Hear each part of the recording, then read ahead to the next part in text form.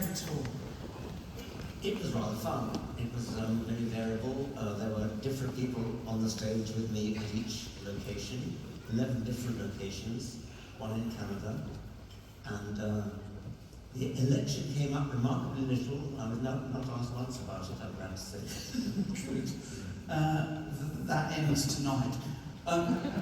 Just to ask you, how different are American audiences compared to British audiences, for instance, who I believe, certainly statistically, embrace atheism in a way that Americans... Well, I wasn't talking about atheism. I have done in the past, and I tend to get a rather good reception, especially in the so-called Bible Belt, because people who come to hear me in the so-called Bible Belt, just about everybody everywhere in the South calls itself the buckle of the Bible Belt, and they come to see each other. I think they come to look at it across the hall, and they see each other and recognize each other.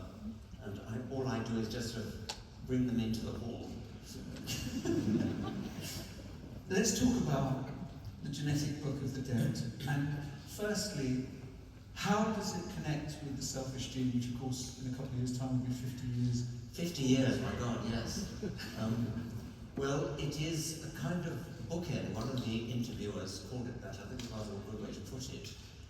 I've described this as my last tour, certainly my last tour of America. And it is a kind of bookend. It sort of looks backward in a way. It doesn't contradict anything in the selfish gene. It takes it further in some ways. It looks at it in a different way in some ways. But it is pretty much the same message. How, or more importantly, why? Why did you want to write this book now? Is there a space in our understanding that needed filling and clarifying? Yes.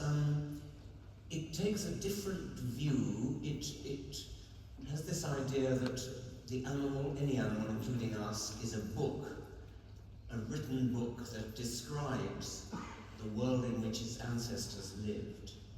And that doesn't contradict anything in the selfish gene, but it is another way of looking at it, and I rather specialize in turning things upside down and looking at things in a different way, without actually contradicting what I said earlier. So, you and I are palimpsests. Everyone here is a palimpsest. Palimpsest is a document which is erased and then written over, erased and then written over. This was done in earlier times when paper was scarce or when paper wasn't in existence. And documents were reused, paper was reused. Surfaces were written on and then erased and then written on again. So the Book of the Dead, the genetic Book of the Dead, which is a description of the, written by natural selection in the genes of the animal, describing ancient worlds and then somewhat more recent worlds and then more recent worlds and so on, more recent worlds. So each one is, the palimpsest is erased partially and then overwritten. When constructing this book, where did you start? What was your starting point for this book? I followed the Mad Hatter's advice, I think it was. Start at the beginning, go until you get to the end, and then stop. It wasn't quite like that. I tend to, when I work, I tend to divide and conquer. I tend to regard each chapter as a watertight compartment. And write the chapter and then go to the next one. But I do an immense amount of revision. I'm constantly revising and revising and revising. Every time I revise, I hope improve. It's a kind of Darwinian process of natural selection of the words. Every time I read them, I read them through the eyes of a different hypothetical reader. And each time the different hypothetical reader, as it were, sees things that other hypothetical readers haven't seen before. So the Darwinian process winnows out possible sources of misunderstanding, etc. I interview a lot of authors of fiction, and by and large, Richard, they say to me there's a point at which they always think, maybe it's 30 or 40,000 words in, this is rubbish. No one's ever going to read this, this is terrible. Do you suffer from such insecurity? I'm sorry to say I don't. Unsurprisingly. No, I do have misgivings about it. I do worry, not that it's rubbish, I do worry that it may not go down well, or that it may be, I mustn't sound complacent. I don't feel complacent about it.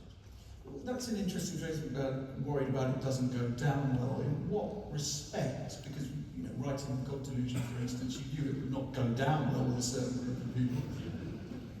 Yes, I didn't have that particular worry. There's nothing about it. I think it was just a matter of fearing that it was not really addressing the points that people might wish me to talk about, and maybe they might feel that I said it before, and in a way I had, as I said before, but no, I think it was all right. So what is paramount in your thought processes then? Is it that what everyone out here is expecting of you as the thinker that you are, as the academic that you are, or ultimately questions that you yourself have to answer? Is that paramount? I find that I help myself to think by writing it down. And if I can explain it to myself, then I feel I can explain it to other people. So if I have any success in explaining, it is perhaps because I have difficulty understanding things myself, and therefore if I can explain it to myself, it may help to other people to understand it. Tell me about the SOF, the Scientist of the Future. Scientist of the Future, SOF. One of the ways in which I express the point about the genetic book of the dead is that a scientist of the future, a biologist of the future, will be able to read the book that is the animal. At present, we can't really do that to a very great extent. And so the book, in a way, is an appeal to SOF, an appeal to the scientist of the future, to develop the techniques of reading animals and reading the environment in which their ancestors lived. What are the questions then that come from that? From attempting to read the animals, us animals. The animal has been shaped by natural selection over millions of years, as I say, a palimpsest. And so there must be traces, there must be a readout from the past in the animal at present. Now, this is obvious in the case of a camouflaged animal, a beautifully camouflaged animal like a moth sitting on tree bark, where it appears to have, indeed does have, an exact replica of the tree bark painted on its back, not literally painted, but painted on its back. I begin the book with a lizard, a desert lizard from the Mojave Desert, which has on its back a beautiful picture of desert stones and sand, which is a rendering of the environment in which its ancestors were naturally selected.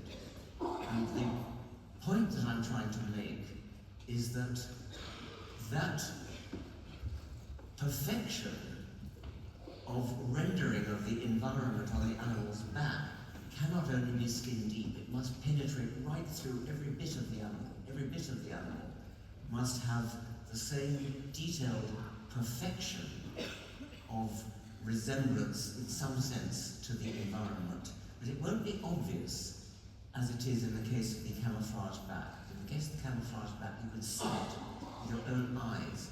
It's more like, I use the analogy of a QR code, which you can't see you can't read it with the naked eye, but your smartphone can. So in the case of the desert lizard, you can read its back with the naked eye, but you need SOF, or SOF will need more sophisticated techniques to read the interior of the animal and reconstruct the worlds in which the animal's ancestors lived on the inside. Tell us more about the concept of paintings and statues. Yes, well, going back to camouflage, there are two kinds of camouflage, paintings and statues. The desert lizard has a painting on its back. That's to say, it's got a picture of the desert on its back, and it only works as long as the animal is actually sitting in a desert. That's a painting. A sculpture, on the other hand, is something like a stick insect or a stick caterpillar, which looks like a stick, and it still looks like a stick, even if you place it on a different background. So if the desert lizard were to stray onto a golf green, it would instantly be picked off by some predator because it no longer is camouflaged. But a stick insect would still look like a stick. And so the operational distinction between a painting and a sculpture is that a painting needs to be sitting on its natural background in order for the camouflage to work, whereas a sculpture still works even if you place it on a piece of blank paper. The excitement with which I read those chapters and looked at these incredible pictures and the illustrations that your partner Lana did, which are beautiful in the book, I just wondered where your fascination with this came from, because your father was a naturalist, but you didn't immediately take to it, did you? Yes, Much yes, to his disappointment. yes. That's quite right. I was never much of a naturalist, unlike my father. I came to it in a more bookish way, more philosophical way. I'm fascinated by evolution because it answers the deep questions of existence. Why are we here? What's life all about? What's it for?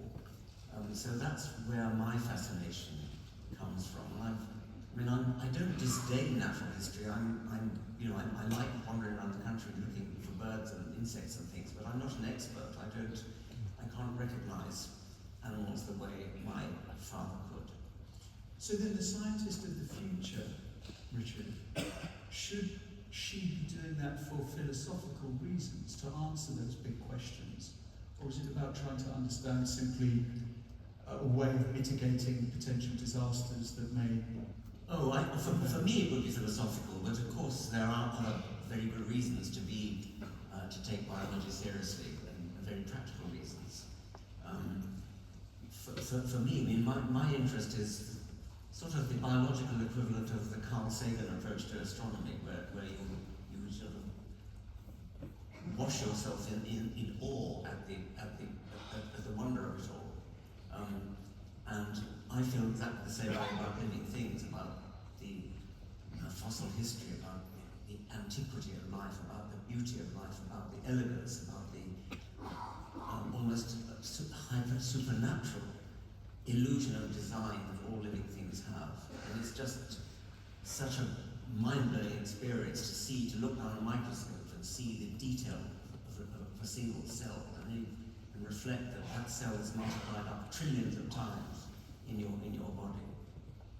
Why is it that we have a greater understanding of the stars than we do of the species on planet Earth? I'm not sure about that. I suppose stars are relatively simple things, aren't they? I mean, they're very physicists. They are awe-inspiring and they are wonderful, but they are simple. They're great furnaces, nuclear furnaces, turning hydrogen into helium and sometimes higher elements than that. But life is immensely complicated. If you imagine measuring the complexity of an entity by how big a book you would have to write in order to cover every detail of it, to write a book about a star would be a relatively short book. But to write a book about, I don't know, a lobster, it would be an exceedingly big book because you have to cover every bit of it, of the lobster, every detail. So you talk about this imaginary scientist of the future, but if you were that scientist of the future, what are the questions that you want answered?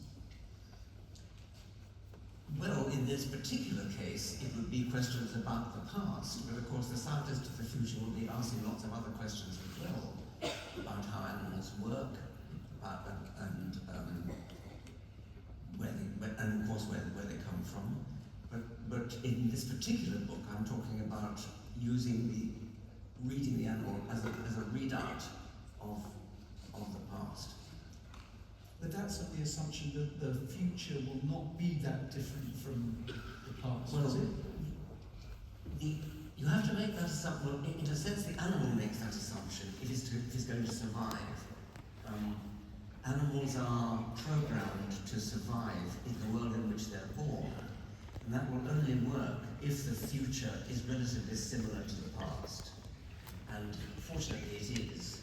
The world is a relatively conservative place.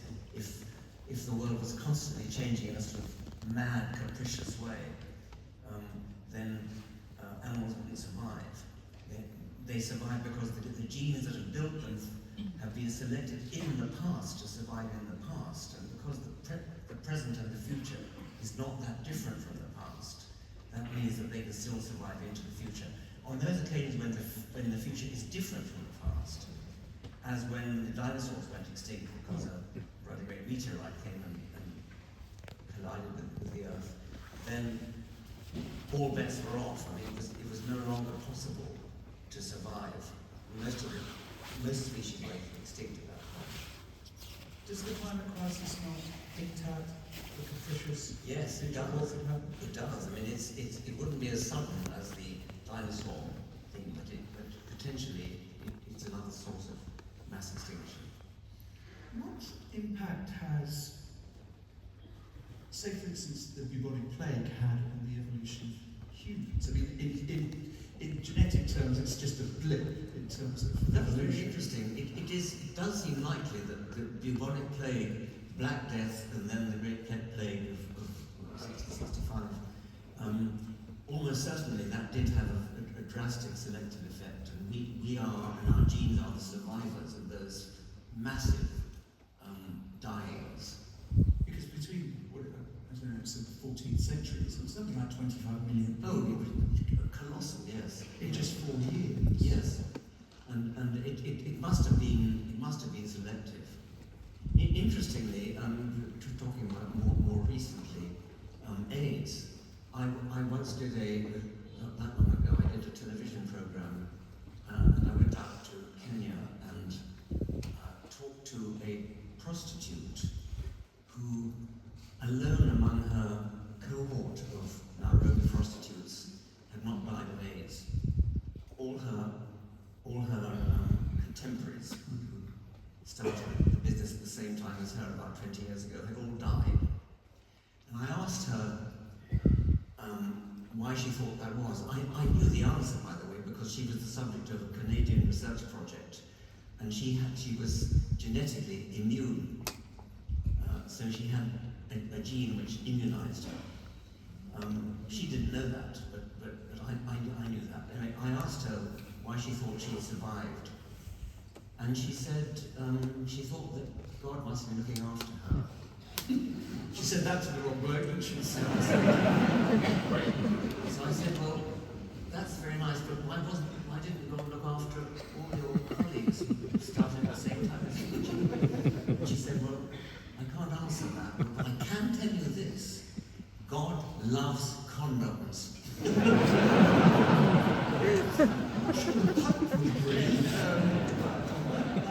Okay. Are we perfect? Are we optimal? That's a very interesting question. The answer is no. But we're a lot more perfect than many people think. There are interesting imperfections in animals. There are, well, the vertebrate retina, for example, is back to front. Well, that's another one, but I can come on to that. The retina has, as you might expect, just like a digital camera, a bank of photocells, rods and cones, in the retina. But the wires that connect the retina to the brain don't come backwards from the retina as they should. They come forwards from the retina. And so they have to run over the surface of the retina, and then they dive through the retina in the optic nerve. And that's why we have a blind spot. Mollusks also have a camera eye.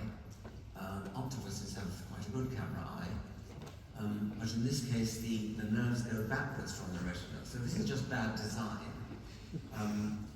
Helmholtz, the great German physiologist, said that if an engineer had given him the vertebrate retina, he would have sent it back.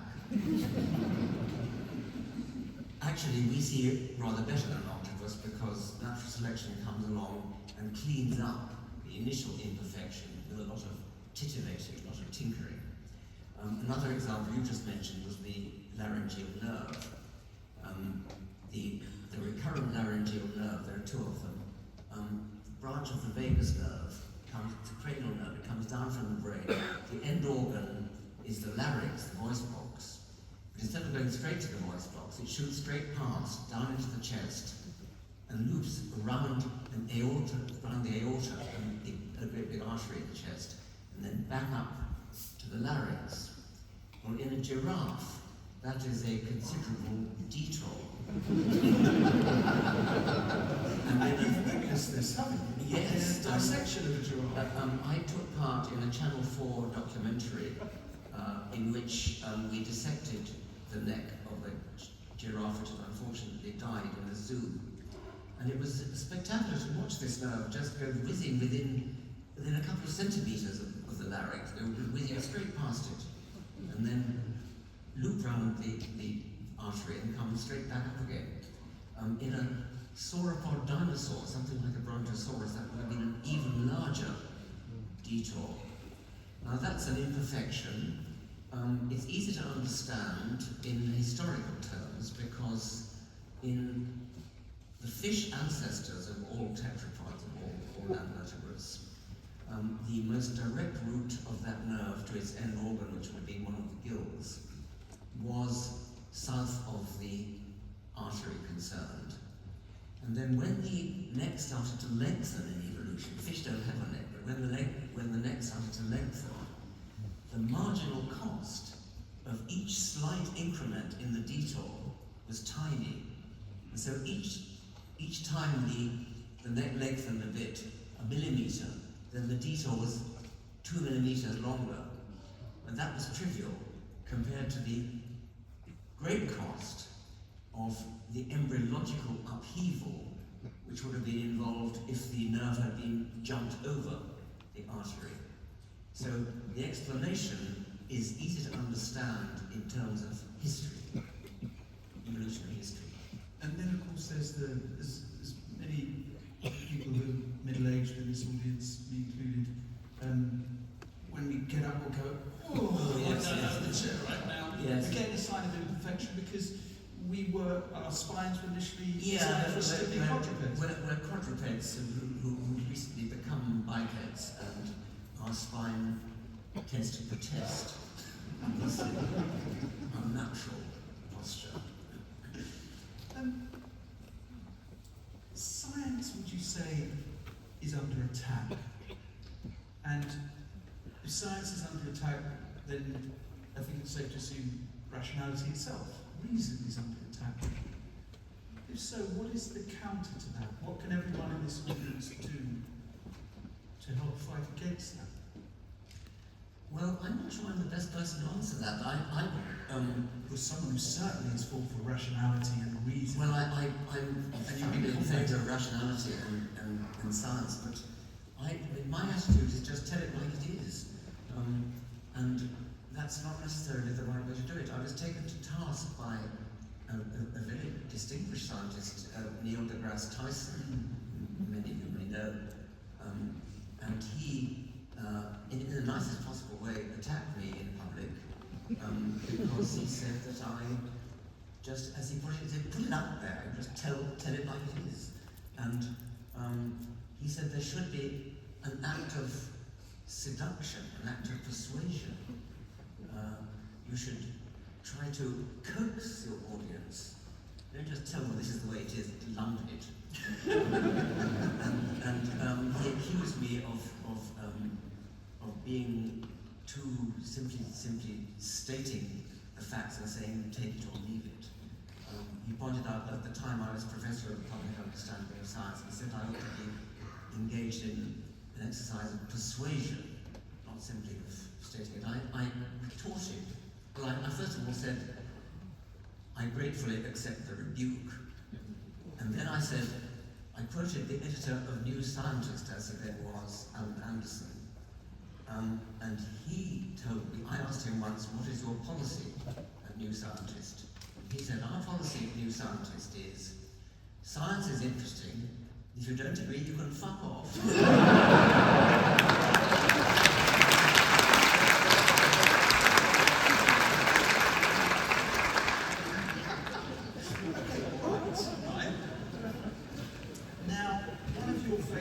Sparring partners and fellow conversationalists is Lawrence Krauss, the physicist. And he also speaks about seduction, but he also says that scientists themselves have been very bad at selling science to people. Telling people to fuck off usually doesn't work. That's Neil deGrasse Tyson's point, of course. And actually, Lawrence Krauss himself, the first time I met Lawrence Krauss, he attacked me in exactly the same way. And I didn't know him, but I was giving a talk, and at the end he stood up and berated me for this same thing. And yes, that's why I said I may not be the best person to.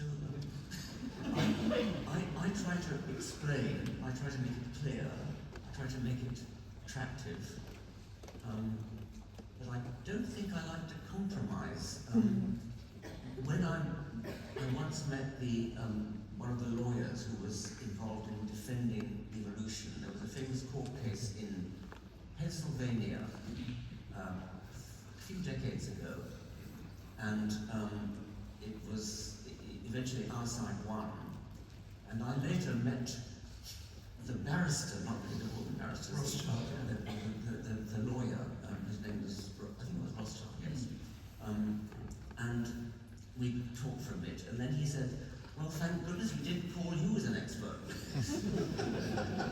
and the reason was that what the expert witnesses that they didn't call were all for saying to the court, you could keep your religion and you can have evolution. You can have both.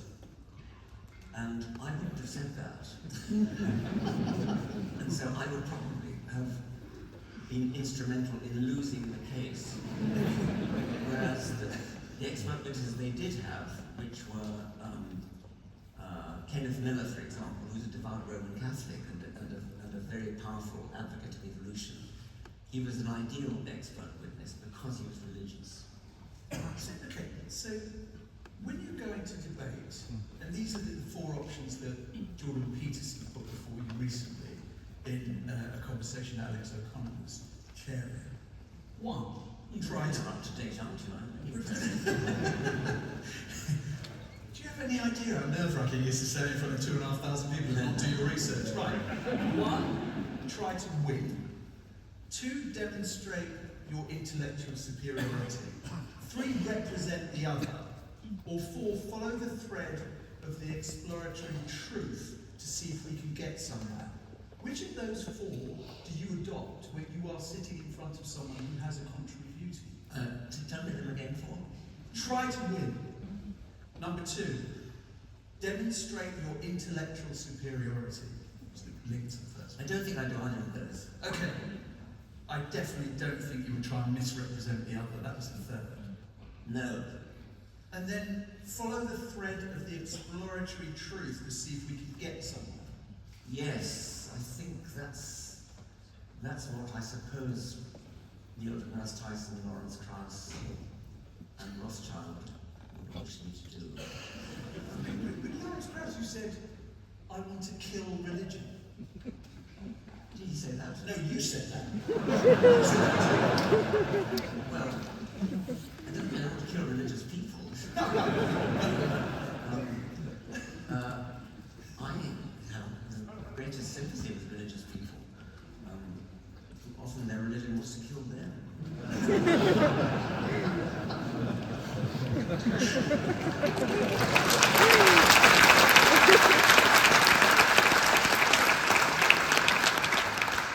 So here's the thing. Oh, go on, please. I'm trying to recall, I did have this conversation with Jordan Peterson recently. I don't remember him mentioning those points. Did he mention them? He absolutely did. He also said this. You were talking about dragons. well, he was talking about dragons. Do you remember that? I do remember that. And he said, if there is a predator, if we accept that there are predators, then is it such a huge leap of the imagination to say, that's just a terrible joke, is it such a huge leap that there should be dragons? Now, he wanged on for quite some time about this. And I was As easy as a bullet. And I just wondered, in those debates... Okay, yeah. This gets to the heart of the difference between us. And he is drunk on symbols, metaphor. And so to him, it doesn't matter whether it's a tiger or a tyrannosaurus or a dragon, it's all the same thing. Because dragons are just a symbol of predatoriness. And to me, it actually matters whether things exist. I mean, obviously he doesn't think dragons exist, but to him, he doesn't care whether they exist. Because for him, all that matters is their symbolic significance, their significance as Jungian archetypes. This came up again with respect to Cain and Abel, the Genesis story of Cain and Abel, which he thinks is a very, very important piece of literature, most important piece of literature ever written, I think one would say. It is symbolic, it has Jungian archetypal significance, it's all about fratricide, it's all about jealousy between brothers, all that kind of thing. But to me, it actually matters that Cain and Abel didn't exist. And I don't think he thinks they exist either. But he said something like, Cain and Abel were the first humans to be born naturally. Well, that kind of means he thinks that they actually existed, rather than just that they were Jungian symbols. Because, I mean, why say they were the first humans to be born naturally if all you mean is something symbolic? So this was a typical example of where he doesn't seem to care about real facts at all. So that brings me on to my next question, which is, when you're sitting in front of someone like Professor Peterson, do you ever think to yourself, I'm never going to get this hour back?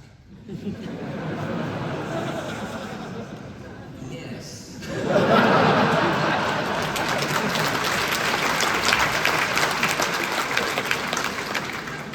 That's rude. I don't mean that. It was an interesting conversation. It was very well moderated by Alex O'Connor. He's brilliant now. Yes. And it clarified for me the essential difference between us, which is that I mean, I think I like metaphors too. I think I like symbols. I even like Jungian archetypes. But I do make a distinction between them and real facts. And I think he doesn't. And I think this is typical of some theologians, that they really don't care about facts. For example, a bishop or a priest may get up in the pulpit and start preaching a sermon about Adam and Eve, knowing perfectly well they never existed, but nevertheless talking to the congregation as though they did exist, because they have some kind of moral significance or symbolic significance. I think that's fine as long as you make it clear that it is symbolic, and you don't muddle up symbols and facts. You spoke to a man whose friend killed a doctor and the doctor's bodyguard because the doctor carried out abortions. Yes. And that man in America served also, I think, 4 years Yes. for being involved. Why did you do that, and what did you get from that? I was curious, that this was part of a television program, and it was fixed up for me by the producer of the program. I was curious to meet somebody whose moral compass was so different from mine and that of anybody that I know. And I spoke to other people in the same program who similarly were poles apart. I think if you really do believe, as he did, that a tiny embryo is a human being, then you think that to abort it is murder. And therefore you think that anything, even killing a doctor, is the right thing to do. I think that people like him actually believe they are righteous and just and correct. And I think obviously I think they're hideously wrong. But this actually, really coming back to what we were saying earlier, in this issue, I think I come across rather more as the persuasion, the seduction. I think that if I'm arguing with somebody, if I'm arguing in favour of abortion against a fanatical opponent of abortion, I think the right way to do it is to try to persuade them that a tiny embryo has no feelings, has no fear, cannot feel pain, and therefore that's the reason why you should not object to abortion. Whereas the normal proponent of abortion will say, I'm a woman, it's my body to do what I like with. That won't wash, I mean, I agree with that, but that won't wash with somebody who thinks it's murder. Because that person will say, but you will think it's your body, but there's another body inside you. And you are murdering that other body. And so it's no good saying it's my body to do what I like with. You won't persuade them that way. The act of persuasion, to quote Neil deGrasse Tyson, in this case the act of persuasion would be my act, would be to say, this embryo that I wish to abort has no more feeling, has no more sensation than a worm. Therefore, that's the reason why you shouldn't object to abortion. The American journalist and author Anand Giridharadas has written a book called The Persuaders, which at its heart is about Americans' inability to be persuaded of something contrary to that which they believe. And I wondered if you could give me some examples whereby your own orthodoxies have not only been challenged, because they are very regularly, but actually you've changed your mind. You've been persuaded that you were wrong. Well, I can do that, but it would be not on a very great issue. It would be something scientific, and I can do that. In the first edition of The Selfish Gene, I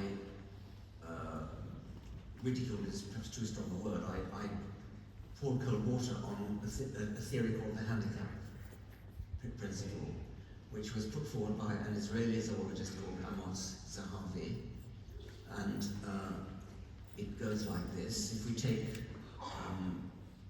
something like a peacock's tail as the obvious example, the peacock's tail is a handicap.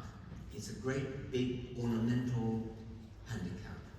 It clearly is a burden to the animal. It clearly makes it more vulnerable to being eaten by predators. It clearly makes it harder to take off and fly. We all explain that by sexual selection, following Darwin, natural selection favours it because females like the look of it.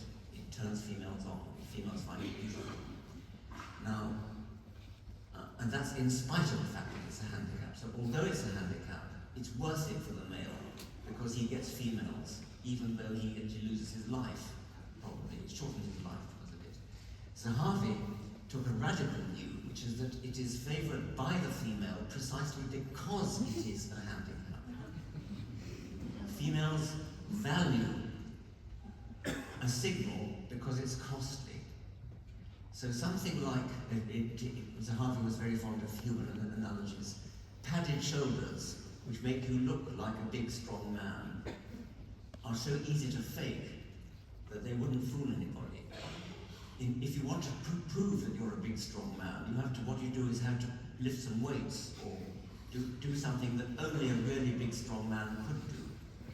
So for Zahavi, the peacock has this handicap burden as a way of proving what a fine peacock he is, because he managed to survive in spite of having this really great handicap on his back. Well, I, along with everybody else at the time, ridiculed that theory. And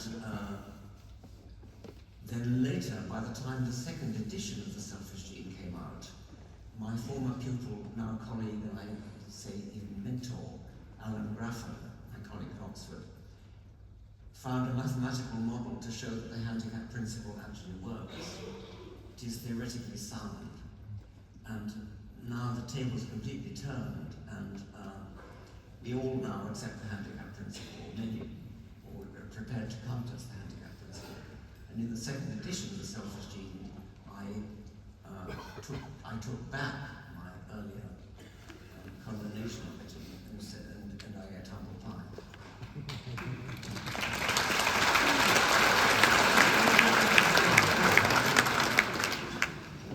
Scientists like being wrong. Yes.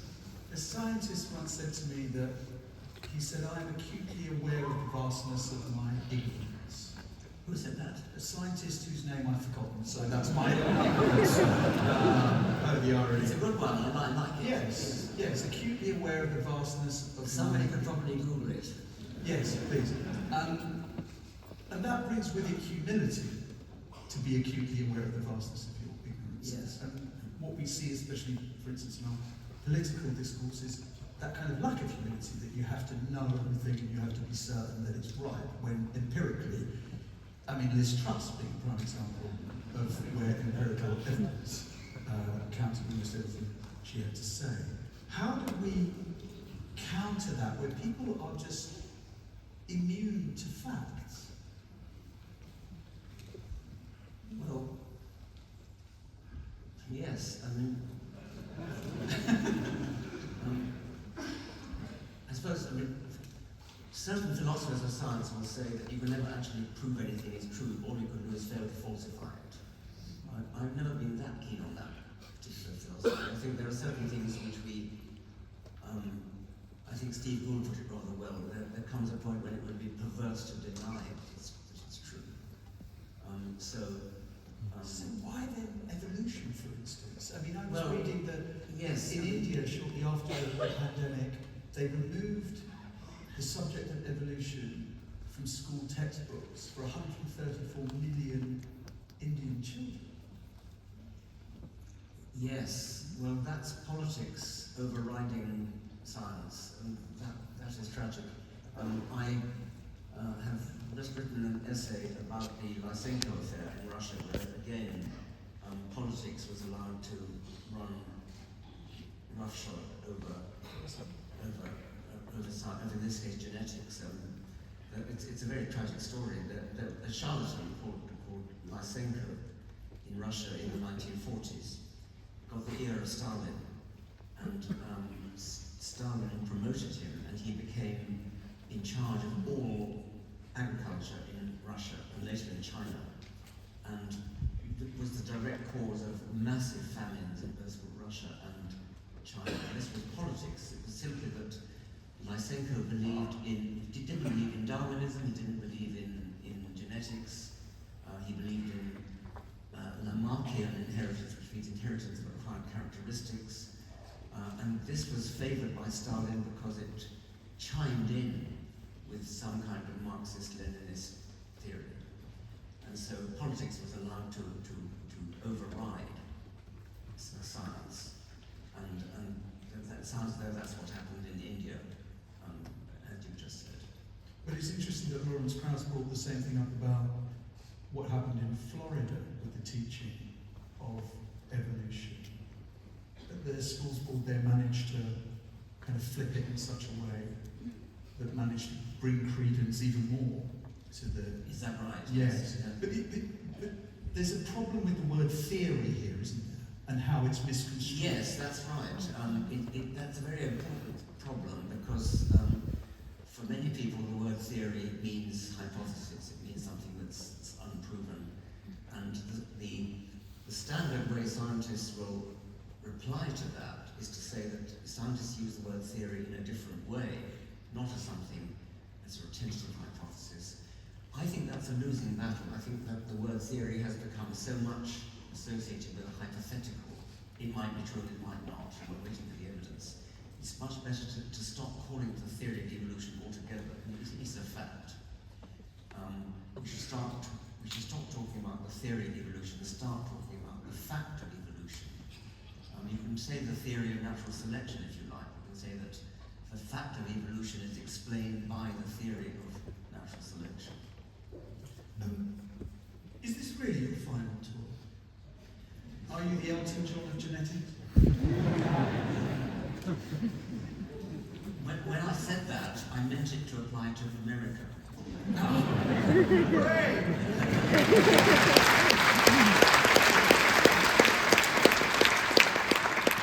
But I am 83. Good. Okay, very good. Okay, so why the final tour of America? So we will get more books from you, more tours, is it clear? I am working on another book now, and it's called Tales from Haeckel. Haeckel was a German biologist and artist. He was regarded, sometimes called the German Darwin. He was Darwin's leading disciple, I suppose you could say, in Germany. He was much more militant than Darwin. He met Darwin once, and they couldn't really speak the same language. So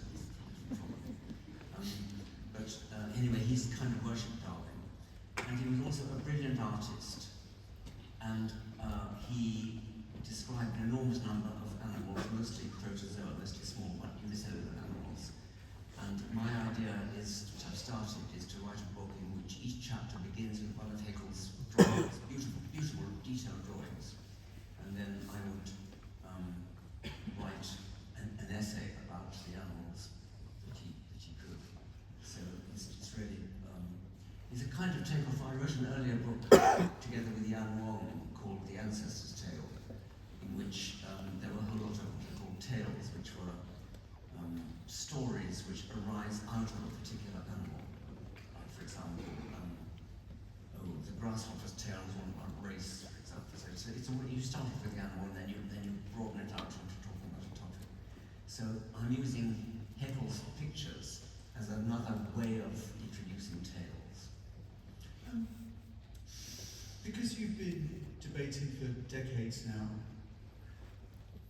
what are the most boring questions you've been asked? The ones that now, when you're asked, you just roll your eyeballs and go, God, not this again. Well, you wouldn't say God, presumably. It's unfair to roll my eyeballs. I mean, it's not fair on people who ask the question thinking that it's a nice, pristine new question, and not realizing that no, I mean, there is. No, I mean, I suppose one question that I hate, and I hope I don't get it tonight, is what advice would you give to a young scientist starting out? Okay, why? Why do you? I mean, that's it. I was going to ask the question now that you've opened the door. I mean, you are. Look, clearly, I mean, with Zara Kay, when she came on here and she talked about the difference you've made to her life, and people are inspired by your words, and a young person going to whatever university. Makes me feel coy. Makes me feel embarrassed to be asked. Yes. I'm not some kind of guru. And another one that I don't like because I'm too philosophically naive to tackle it is the free will question. I usually chicken out and use Christopher Hitchens' answer, which is, do I have free will? I have no choice. And of the people that you've intellectually sparred with over the years, who are the ones that you've walked away from being most impressed by and even changed by? I think maybe Rowan Williams, the former Archbishop of Canterbury. I wouldn't say changed by him, but impressed in the sense that he's too nice to argue with. And he also is so intelligent. He finishes your sentences for you. So he knows exactly what you're going to say. And then for some reason he doesn't agree. Presumably you didn't take the new scientist approach to Rowan Williams. No, good. That's good. That's good to know. That's very good to know.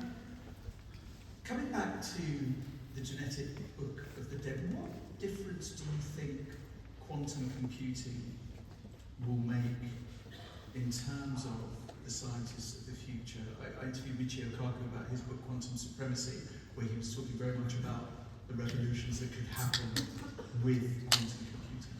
I know rather little about it. I have talked to David Deutsch, I've talked to other people who know a lot about quantum computing. My understanding is that if it really works, it's going to be so immensely revolutionary that all kinds of things, I mean, the sheer amount of computational power that will be unleashed will have dramatic consequences, not just in science but in everyday life. And for example, one point that's been put to me is that computers will become so powerful that encoding will become very, very, possibly even impossible. Because any attempt you might have, any password protection you might have for data for your bank account details or something will be so easily broken by this enormous increase in computing power. I don't know. There are probably physicists in the audience who can answer that question better. I think it's still in its infancy at the moment. And so we're safe from it for a while.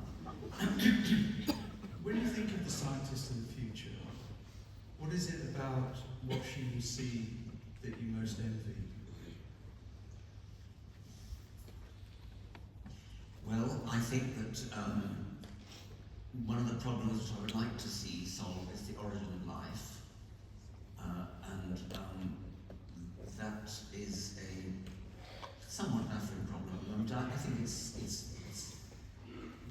we know the kind of thing the answer will look like. The biology of consciousness, the biology, the evolution of consciousness, self-awareness. In that case, I'm not even sure what kind of an answer will look like. In the case of the origin of life, I know the sort of answer I would expect. In the case of consciousness, I don't even know what the question is. It just seems to me to be baffling. I know that I'm conscious, I presume you are. but it is such an internal thing, we can't be sure. I mean, it is, philosophers have made a perfectly valid point that it would be perfectly possible for an unconscious zombie, an unconscious robot, to have all the attributes that a living thing does. And why bother with consciousness, in other words? What excites you more, philosophical questions or scientific ones? Well, I suppose scientific ones, yes, I would have to say that. But you said at the very beginning of our conversation that the basis of your passion was philosophical. Yes, I did. But as opposed to being a natural history, as opposed to being a bird watcher or a bug hunter or something of that sort. So I didn't. They were philosophical questions. Yes, they are. But I didn't come to biology through being a bird watcher. If I asked when I interviewed candidates to Oxford to read biology, and I asked them why they wanted to do it, nearly all of them said because I've been all my life I like to watch birds, or I like to hunt insects or press flowers or something. I just I wasn't one of those. Right, okay. But you still let them in. Yes. coming to the end of our time. We've only got about 5 minutes left. Then it will be questions that have been submitted by you wonderful humans. I'd like to get your take on this line from the book. Genes are used, they are not active causes. That's a quote from Dennis Noble, who is a colleague of mine at Oxford, a very distinguished physiologist, and I devote much of a chapter to refuting that statement. He does not believe that genes are causes of anything. He believes that genes are services, that when the body needs to make a particular protein, it goes to the library, the DNA library, and takes down the relevant bit of DNA to synthesize the protein that it needs. For me, that completely misses the fundamental point about natural selection. Natural selection is the differential survival of genes in gene pools. As the generations go by, some genes become more numerous in the gene pool in the population, other genes become less numerous. And the reason why the successful ones become more numerous, is precisely that they have causal influence on the succession of bodies via embryonic processes. So it's absolutely fundamental to natural selection that genes have causal influence on embryology and hence on bodies, and that's why some genes survive and others don't. And natural selection is the survival of some genes through many, many generations, through millions of years, and the non-survival of other genes. The difference between success and non-success is at the level of genes, because only at the level of genes does success matter in the long run. At all other levels in the hierarchy of life, like the body or the population, the body dies. The only thing that goes on is the genes. And so natural selection is differential survival of potentially immortal entities, and genes are the only potentially immortal entities in the form of information. Not in the form of DNA itself, because DNA itself is thoroughly immortal, but in the form of the information coded in DNA, it is potentially immortal. Is Darwin, or historically, should Darwin be regarded as more important to the advancement of human knowledge than Einstein? Oh. No, I would hate to make that sort of comparison. I mean, I think they Lawrence Krauss did. He did, and He sided with your guy. yeah, I know he did. He's a physicist. He's a physicist. Well, okay. I mean, and Dan Dennett did too. Dan Dennett, the late great philosopher, said if I had to give a prize to the greatest idea anyone ever had, I'd give it to Darwin, ahead of Newton, Einstein, and everyone else. What they mean, what Krauss and Dennett mean by that is that the idea that Darwin had totally revolutionized the way we see ourselves, the way we ought to see ourselves. Because what Darwin showed was that big, complicated things like us have a mechanistic explanation. And that was a big thing to show. It's an immensely simple idea. I mean, that's what's astonishing, is that, I mean, Einstein had to be really clever. And, I mean, I'm not denying that Darwin was clever, but once you understand Darwin, you've got it. It's perfectly simple. I once said that you could measure the power of a theory, of an idea, not a theory, power now I call it a theory, by the amount that it explains divided by the amount that it has to assume in order to do the explaining. And Darwin is enormous. I mean, the amount it explains is everything about life.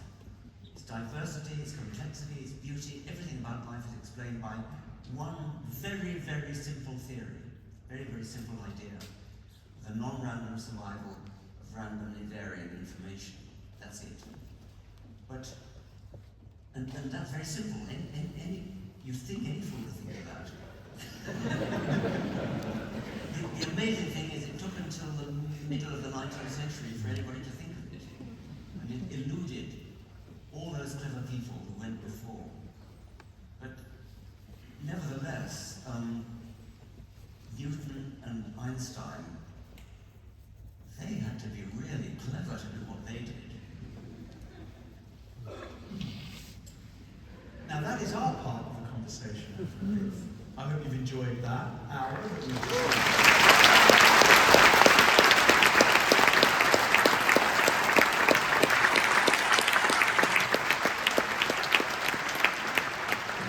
Now it's over to your questions, starting with, what would you tell a young scientist?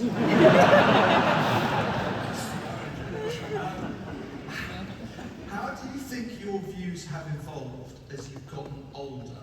Have they mellowed or become more polarised, extreme? I certainly don't think I've become more polarised, extreme. The world may have done, especially America. But I don't think I have. I suppose, maybe I've mellowed. I mean, would you ever have described yourself as extreme? I mean, even you, when people argue that The God Delusion is an angry book, you push back against. It's not an angry book. Actually, I think it's rather a funny book. It's not an angry book. The reason people think it's an angry book is that they've been so used to the idea that religion gets a free pass, that even mild criticism of religion sounds angry. But it really isn't. It's quite a gentle thing, actually. I mean, it begins in a very gentle way, talking about my school chaplain, whom I had great respect for, and describing in a very sympathetic way. It's not an angry book. I think the most... I once did a paxman on the then Archbishop of York, and I regret that.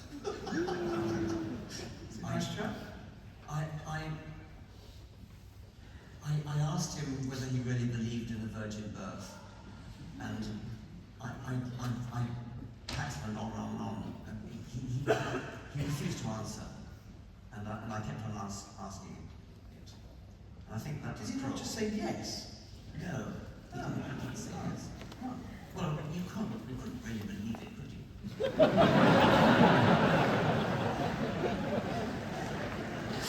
But he couldn't admit he didn't believe it.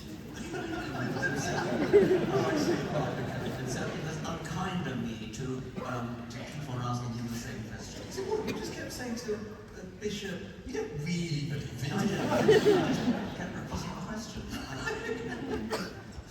So this question number 2, just very quickly, reminds me of once I saw Gary Newman, the musician, being interviewed, and he's an atheist, and the BBC presenter, and he flies planes, and the BBC presenter kept saying to him, yes, but what if the plane was, going into a dive, you were almost certainly going to die, would you not, pray, would you not call out to God?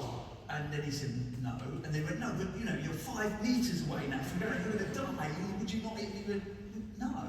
Right? Because he's an atheist, right? So here is this question. Has your assertion of atheism ever wavered?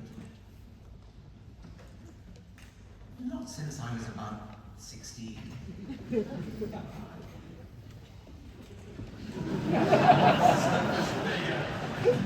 So, 67 years or so. Are you worried about massive extinction as a result of climate change in the next 100 years?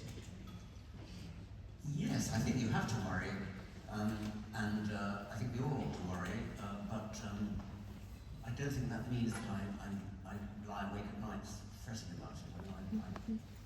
I'm a temperamentally optimistic person, although intellectually I think one has some grounds for pessimism.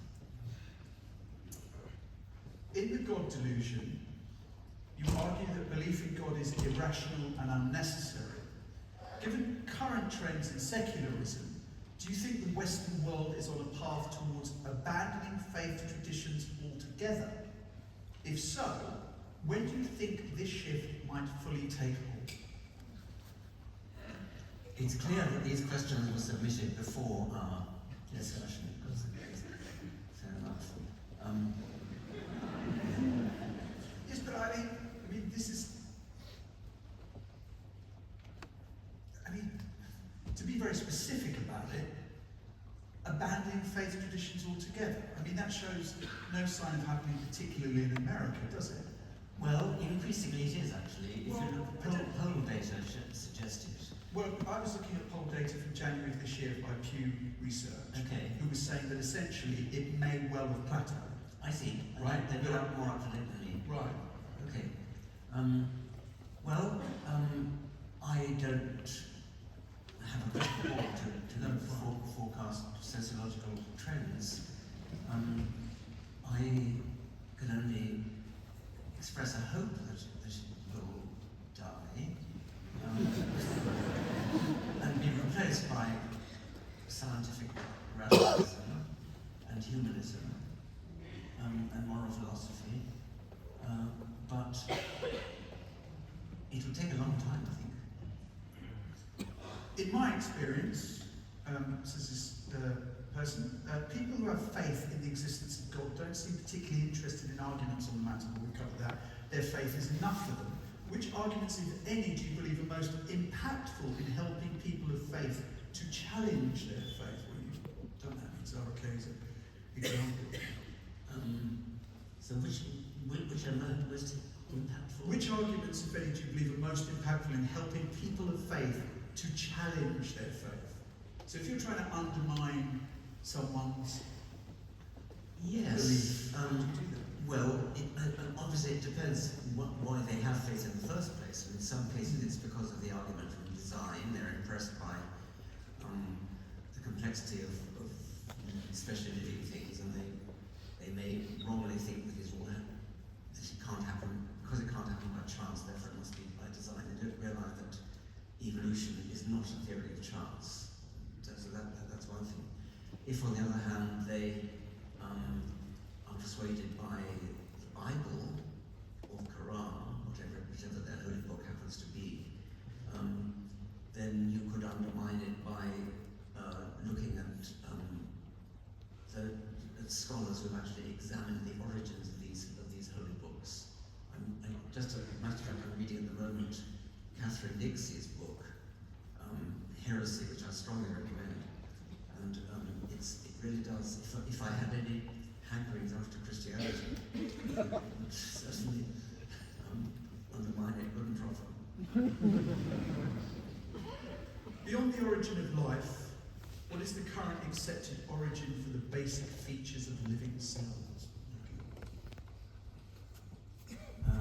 Beyond the origin, you mean later than the origin of life, I suppose? Well, it's beyond the origin of life. What is the current accepted origin for the basic features of living cells? I'm not sure what beyond the origin of life means, because the origin of life, well, I suppose the origin of life would be the origin of the first self-replicating molecule. And that would be the start of natural selection, and then I suppose the origin of the first cell would be a bit later than that. Is that the implication of that, I think? I can only assume this. Perhaps it means the eukaryotic cell, which was probably much later. The eukaryotic cell being a much more complicated cell, which is what we have and what plants and all animals have, where the cell has a nucleus and it has a lot of complicated couplings inside it as well, which bacteria don't have. And that came about because of a symbiotic union between two prokaryotes, two bacteria-like things, which came together to form the eukaryotic cell. This we've covered tightly, but I think you covered it specifically to the selfish gene. Over the years, have there been aspects of your work that you've significantly revised or reconsidered? Looking ahead, which areas of your work do you anticipate might undergo the most substantial revisions or updates? Yes, I am often asked that, and I think, at the moment I'm tasked with writing the preface to the 50th anniversary edition of The Selfish Gene, and obviously I ought to be saying something about what I would change. The rather sad answer is not very much. Because it's not because nothing has happened, and an enormous amount of things have happened. It's a very fast-moving field of genomics, but that doesn't really affect the fundamental point of the selfish gene, which is an evolutionary one.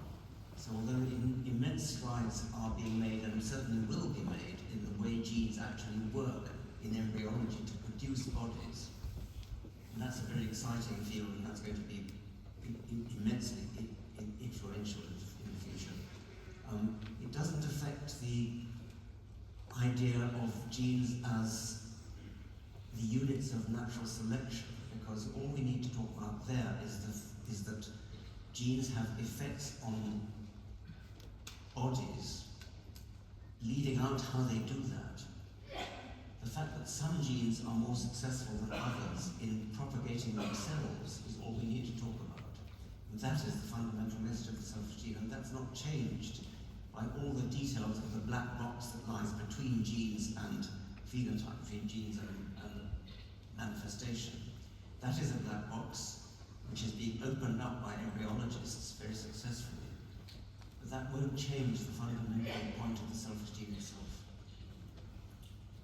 This question says, what is a widespread human practice today that you think will be looked back on in 100 years' time with moral condemnation? You know, like sporting arsenal or something.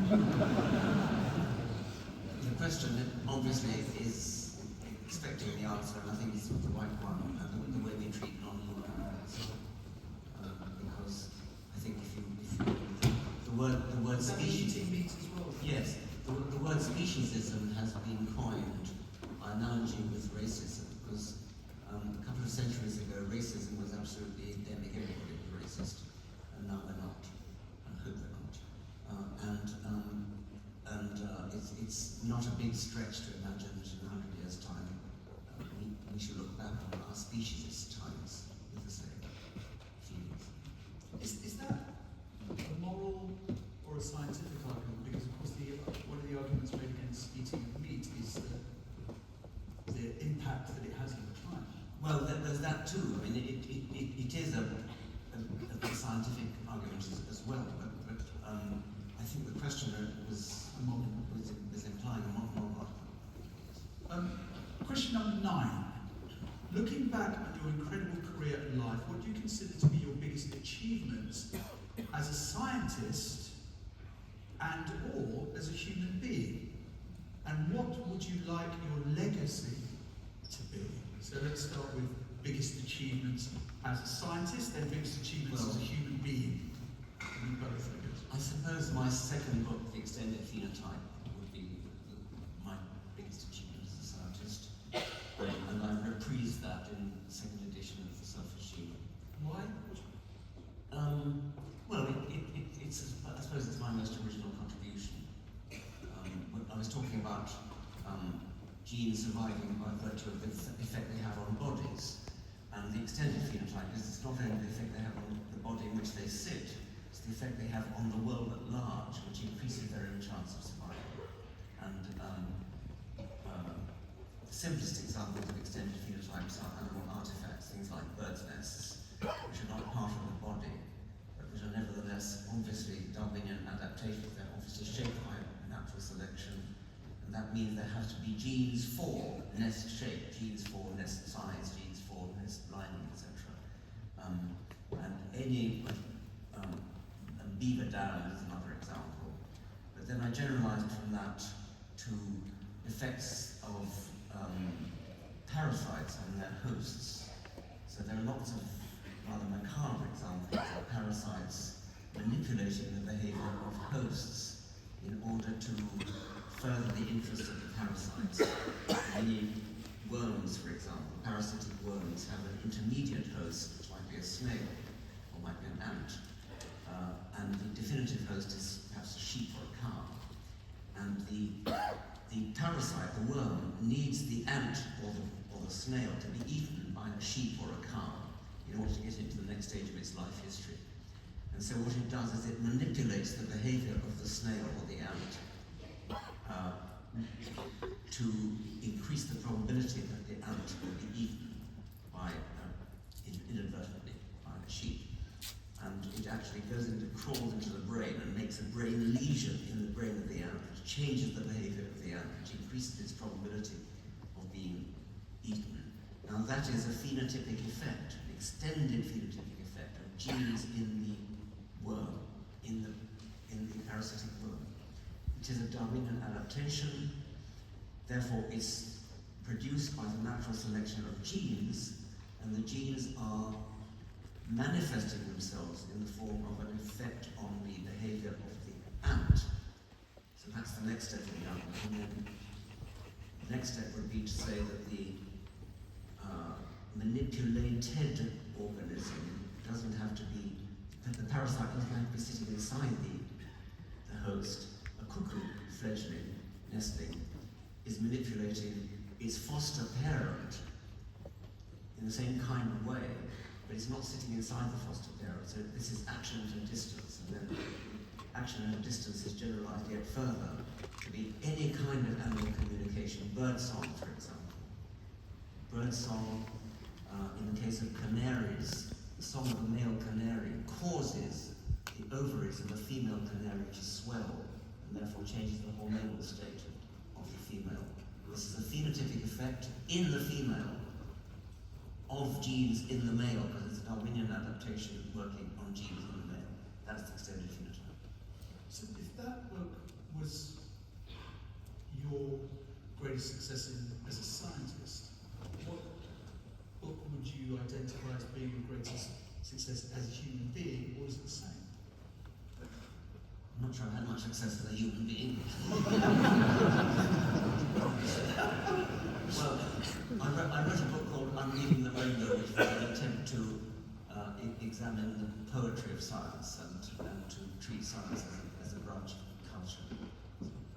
Would not the God delusion feature any reckoning of the greatest mark you've left? Well, it's true that I do receive lots and lots of letters from people who say they've been converted, or equally often that it's articulated for them what we already felt.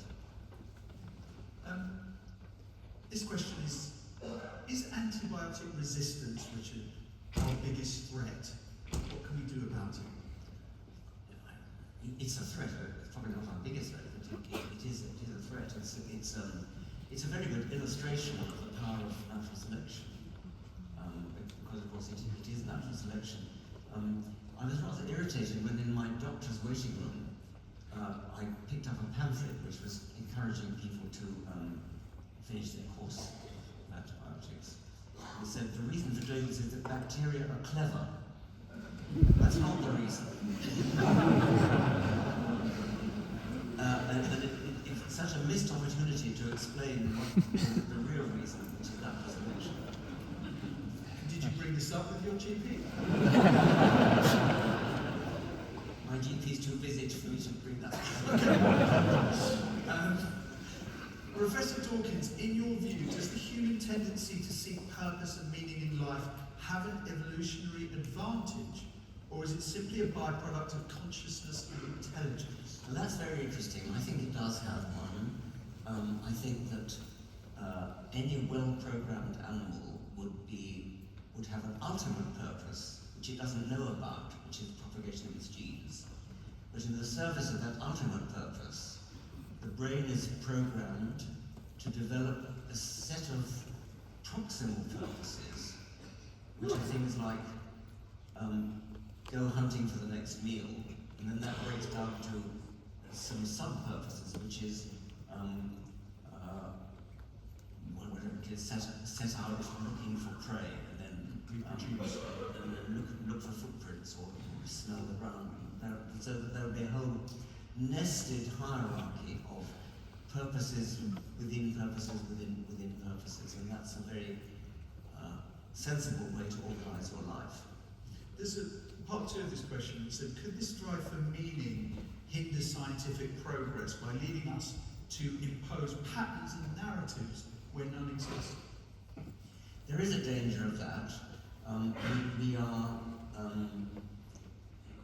are prone perhaps to write in patterns and narratives rather than they do exist as well.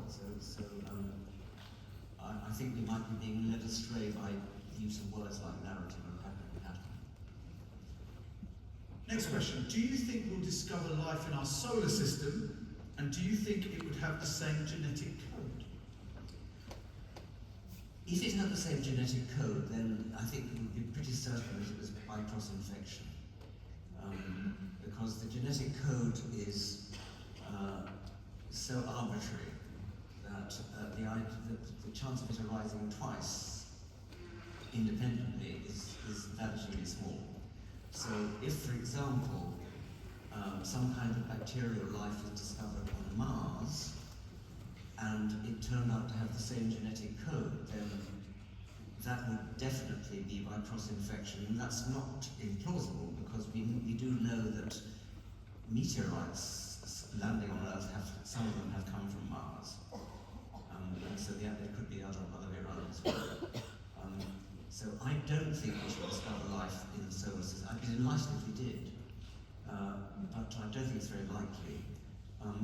It really bears upon the question of how improbable the origin of life, how improbable an event the origin of life was. If there is independent life, if life was discovered on Mars which had a different genetic code, maybe a radically different genetic system altogether, I stick my neck out and say it would be Darwinian life, it would have some kind of genetics. So suppose we found life in Enceladus or on Mars which had a different genetic code. That immediately means that the universe is crawling with life. Because if it happened twice in one solar system, that means that the origin of life is a very, very probable event. The other extreme, if there's no life elsewhere in the universe, which some people believe that we are the only life form anywhere in the universe. If you believe that, then you're committed to the view that the origin of life on this planet was a quite staggeringly improbable event. Because there are so many opportunities for it to have arisen elsewhere in the universe. If it only happened once here, then that means that it's such an improbable event that any theory, we're not looking for a plausible theory for how it happened, we're looking for a highly, highly implausible theory for how it happened. I don't believe that. So I think that probably there is life in the universe, but it may be as rare as only 1 billion other life forms elsewhere in the universe. Only 1 billion. Very, very rare indeed. The next question is about Christopher Hitchens. If the Hitch was here with us, 1, what would you ask him? And 2, what do you think he would say? Well, I only met him about 5 times, and got on very well with him. You were very pleased to have him on your side. Oh yes. I once wrote, if you were invited to have a debate against Christopher Hitchens,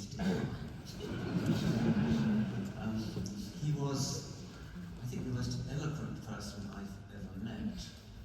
He had a magnificent command of history, politics. He was eloquent, he could pull things out of a hat. I'm not sure what I would ask him. I mean, I'm not sure what he'd say, but I wish he were here.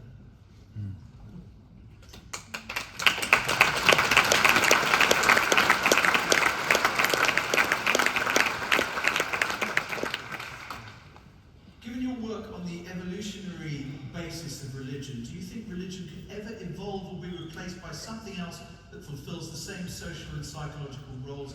If so, how can we deal with that with advance? Well, social and psychological roles, I mean, insofar as it does that, for example, it could be argued that it binds people together, gives them a common purpose, people can meet together in good fellowship, and there are all sorts of ways you could do that. So I'm not against that, and all I'm against is the factual claims of religion. I think that secular humanism, of which I'm a supporter,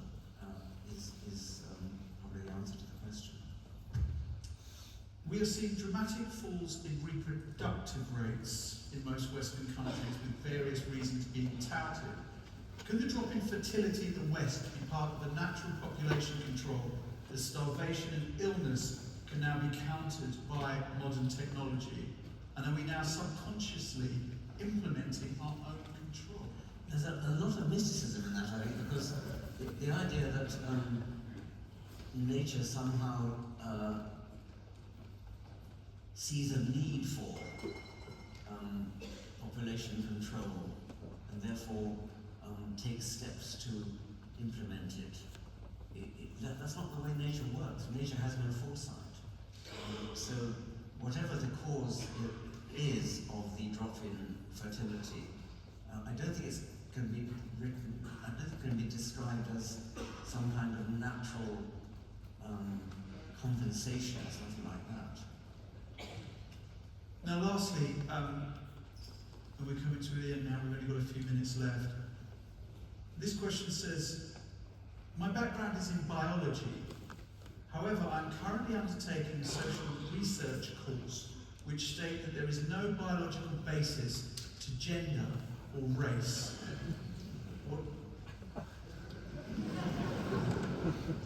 What is your stance on this? Well, if by gender they mean sex, there could hardly be a greater biological basis. There are two sexes in all animals and plants, and the basis of this is gamete size. So there are two kinds of gametes, big ones and small ones. Big ones are eggs, small ones are sperms, and there are two sexes in all animals and plants. Even in hermaphrodites, they have either male parts or female parts, so that's easy. The race is more difficult. It has been said by distinguished biologists such as Richard Lewontin, there's no such thing as race. There are clearly geographically distinct populations, not distinct populations, but geographically distributions of genes in certain geographical areas which are recognizably coming from certain areas. So if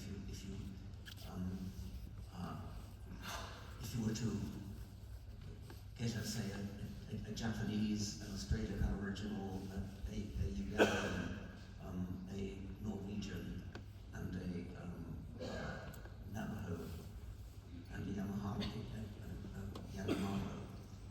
and invited people to guess which country each of these came from, most people would guess in Canada.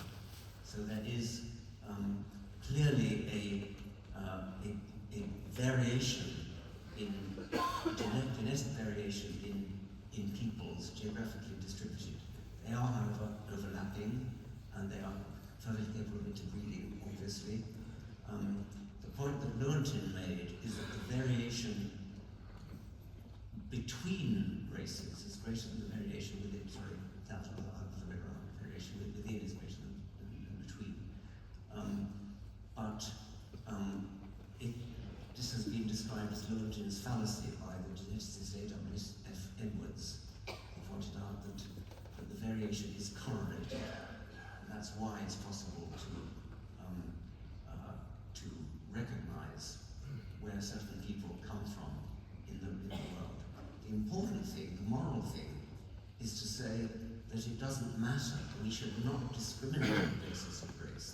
That's the important thing. We shouldn't deny that there is some genetic variation which is geographically distributed. What we must not do is discriminate, judge people on the basis of their race rather than on the basis of their individual qualities.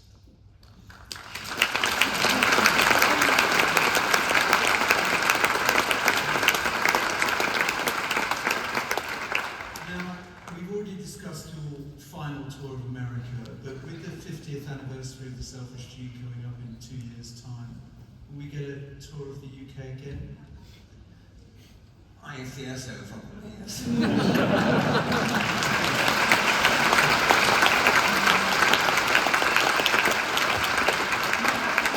and gentlemen, that concludes our conversation. Please, if you candidates come to be upstanding for. Professor.